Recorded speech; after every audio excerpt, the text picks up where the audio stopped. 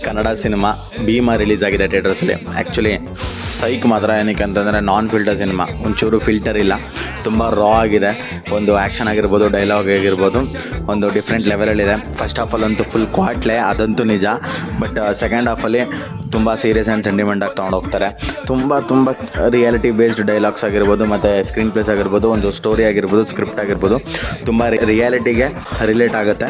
ಈಗಿನ ಒಂದು ಯಂಗ್ಸ್ಟರ್ಸ್ ಯಾವ ಥರ ಡ್ರಗ್ಗಿಂದ ಅಡಿಕ್ಷನಿಂದ ಹಾಳಾಗ್ತಿದ್ದಾರೆ ಮತ್ತು ಅದನ್ನು ಯಾವ ಥರ ನಿಲ್ಲಿಸ್ಬೇಕು, ಈಗಿನ ಯಂಗ್ಸ್ಟರ್ಸ್ನ ಮೈಂಡ್ಸೆಟ್ನ ಚೇಂಜ್ ಮಾಡಬೇಕು, ಯಾವ ಥರ ಪ್ರಿಕಾಷನ್ಸ್ ತಗೋಬೇಕು ಅನ್ನೋದನ್ನು ಕೂಡ ಸಿಂಪಲಾಗಿ ತೋರಿಸಿದ್ದಾರೆ. ಡೈರೆಕ್ಷನಲ್ಲಿ ಏನು ವರ್ಕ್ ಇದೆ, ಅಂದರೆ ಫಸ್ಟ್ ಸಿನಿಮಾದಲ್ಲಿ ಎರಡನೇ ಸಿನಿಮಾ ಖಂಡಿತವಾಗ್ಲೂ ತುಂಬ ಚೇಂಜಸ್ ನೋಡ್ತೀವಿ ಮತ್ತು ಇಂಪ್ರೂವ್ಮೆಂಟ್ಸ್ನು ಕೂಡ ನೋಡ್ತೀವಿ. ಬಟ್ ಕ್ಲೈಮ್ಯಾಕ್ಸಲ್ಲಿ ಮಾತ್ರ ಒಳ್ಳೆ ಸರ್ಪ್ರೈಸ್ ಇದೆ, ಶಾಕಿಂಗ್ ಮ್ಯಾಟ್ರ್ ಕೂಡ. ಲಿಟ್ರಲಿ ನೋಡಿ, ಥಿಯೇಟರ್ಸಲ್ಲಿ ನೋಡಿ, ಕನ್ನಡ ಸಿನಿಮಾಗಳನ್ನ ಥಿಯೇಟರ್ಸಲ್ಲೇ ನೋಡಿ. ಸೊ ಸಿಗ್ತೀನಿ ಮುಂದಿನ ರಿವ್ಯೂಲಿ. ನಗ್ನಾಗ್ತಾ ಇರಿ.